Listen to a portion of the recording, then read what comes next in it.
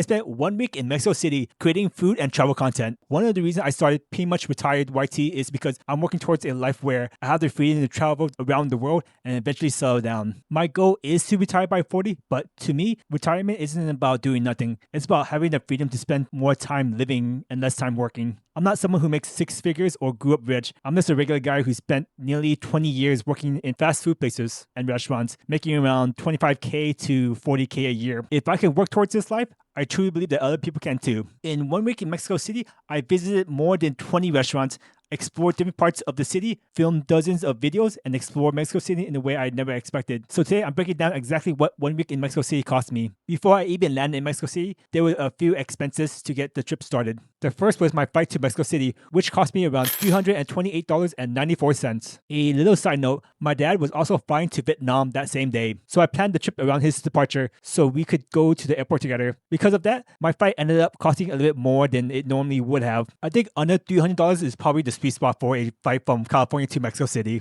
My airline didn't include a free carry-on, so I had to pay an additional $76 for a checked bag. Since I was traveling with filming equipment and enough clothes for a week, a checked bag made the most sense. I also purchased travel protection for $22.35. Thankfully, I never had to use it, but it gave me some peace of mind while traveling. I picked up a 1GB eSIM for $4, so I had data as soon as I landed. For lounging, I booked with an Airbnb for a week, which cost around $399.51. Those were all the major expenses before I even set foot in Mexico. With everything taken care of, it was finally time to head to Mexico.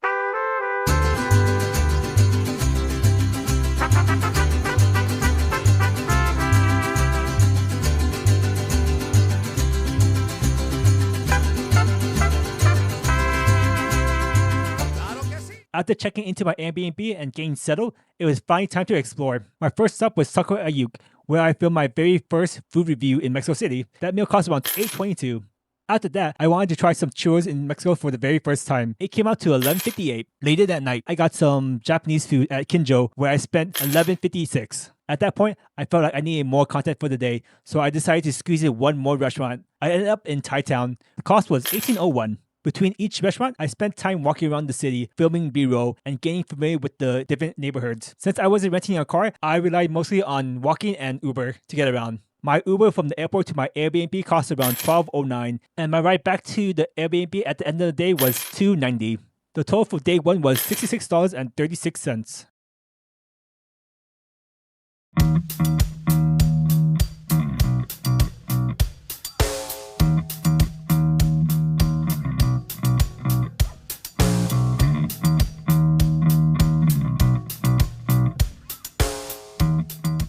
My second day in Mexico City ended up being one of my busiest filming days. I started the morning at Costco because I was hoping to try the Briscoe ice cream, which I heard was exclusive to Mexico. Unfortunately, they were sold out. I still grabbed lunch at the food court, which cost around $4.61. From there, I made my way to Central Santa Fe Mall, which, according to Google, is one of the largest shopping malls in Latin America. Since I already filmed a few mall reviews in Thailand, I thought it would be fun to review one in Mexico as well. The Uber there costs $9.72.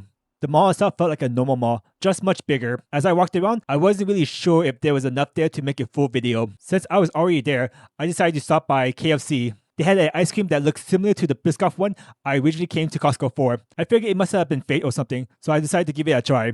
The meal cost $10.78. After leaving the mall, I took an Uber back to my Airbnb for $7.34. Later that day, I wanted to make a video about pho in Mexico City. To my surprise, there were actually several Vietnamese restaurants to choose from. I decided to go with Pho Mama Son. The Uber there cost $6.58 and the meal itself cost $12.49. While I was there, I discovered there was a small pho stand nearby called Pho Shack. It was about a 30-minute walk away, and I thought the idea of finding a Vietnamese pho stand in Mexico City was too unique to pass up. So I walked over it and spent $11.04 there. At that point, I still felt that I needed more content for the day. Maybe it was because I was still new to everything, or maybe I was worried I wouldn't have enough footage. Either way, I kept walking until I found B Bombito, where I tried my very first Mexican torta with a horchata. The meal cost $10.75. After a long day of filming, I took one last Uber back to my Airbnb for $4.34. It was a full day of eating, filming, and traveling across the city. By the end of day 2, I spent around 7 hours filming and captured enough footage for multiple food videos. Looking back, this was a day I really started to settle into the rhythm of the trip. The total for day 2 was $77.65.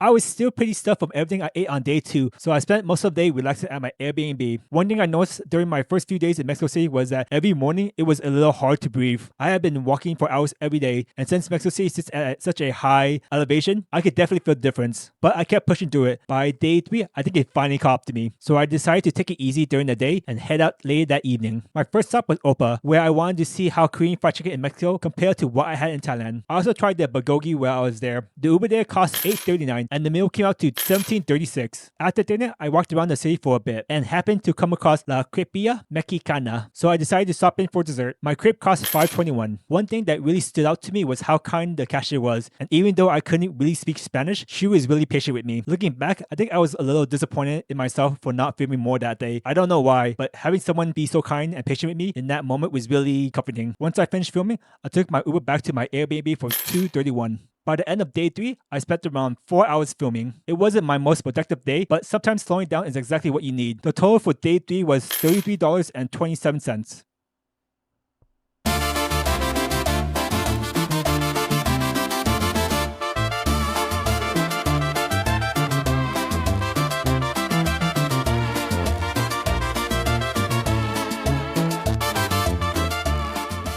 Day 4 was easily one of the most memorable days of the entire trip. I started the morning by visiting the Basilica of Our Lady of Guadalupe, one of the most important religious sites in Mexico. The Uber there cost $9.87. After walking around and taking in the history, I grabbed lunch at one of the food stands at the Basilica, which cost $6.69. From there, I took another Uber to the next restaurant for $6.69. I wanted to see if Mexico City could make authentic Chinese food. The meal came out to $22.70. After filming, I took an Uber back to my Airbnb for $9.31 to be charged before heading to Arena, Mexico to watch my very first Lucha Libre show. My Uber there cost $9.16 and my ticket was $60.65. I grew up watching professional wrestling. The first match I remember watching was Eddie Guerrero versus JBL in a steel cage match for the WWE Championship on SmackDown. Eddie Guerrero was one of my favorite wrestlers growing up, along with Rey Mysterio. So while I'm in Mexico, there was no way I was going to miss a chance to experience Lucha Libre in his home country. After the show, I took one last Uber back to my Airbnb for $10.82. The total for day 4 was $125.89.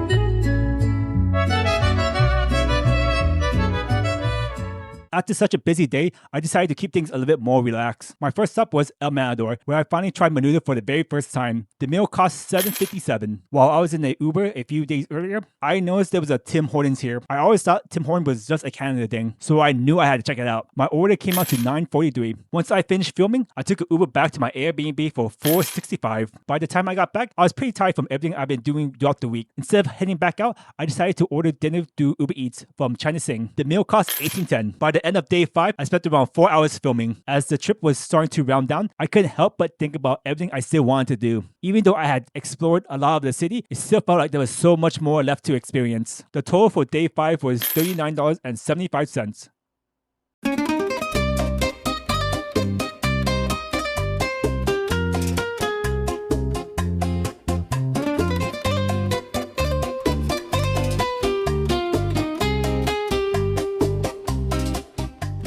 By day 6, I had already filmed a huge amount of content, but I still wanted more. Throughout the city, I kept on seeing rotisserie chicken on nearly every block, so I had to try it out. The meal cost $10.45. Later that day, I took an Uber to get some ramen for $3.46. I was originally planning to eat at a ramen restaurant, but my Uber dropped me at the wrong location. I didn't think it was a big deal, so I decided to walk around and see what else I could find. That's when I came across Sukiya. I didn't even know they had locations in Mexico. The last time I ate at Sukiya was in Vietnam, and I really enjoyed it there. So I decided to give the Mexican location a try. My meal came out to $12.48. After that, I continued walking around the city and came across Szechuan Gourmet. Since every Chinese restaurant I tried in Mexico had been surprisingly good, I wanted to see how the Szechuan food compared. The meal cost $32.60. Before wrapping up the day, I stopped by Shake Shack. The last time I had Shake Shack was in Thailand, so I already knew what to expect from the food. What caught my attention was the exclusive horchata shake. I thought I would make a fun video comparing it to Thailand's exclusive Pandan shake. My shake cost $5.40. My final restaurant of the day and the trip was McDonald's. I wasn't planning on going there at all. I was just walking around to burn off some of the food when I spotted the big golden arches. I figured why not. I headed inside to see what made McDonald's in Mexico different from back home. The meal came to $11.61. I took one last Uber back to my Airbnb for $6.39. The total for day 6 was $82.39.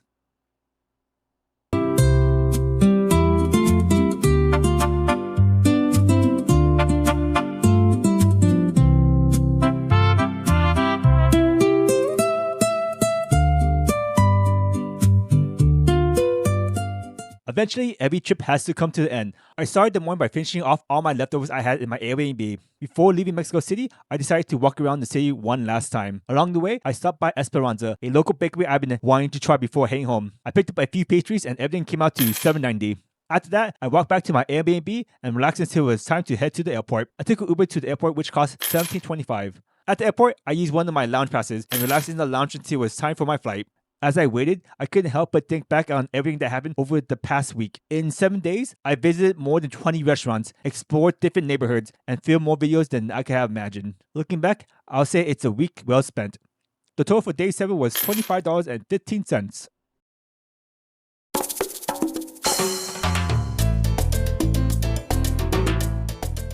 Let's break down exactly what I spent during 1 week in Mexico City. My flight cost $328.94. My Airbnb for the week was $399.51. I spent $266.54 on food and drinks. Transportation came out to $131.27. For entertainment, it cost $60.65. I also spent $76 on a checked bag, $22.35 on travel protection, and $4 on an eSIM. For 1 week in Mexico City, that brought my total to $1,289.26.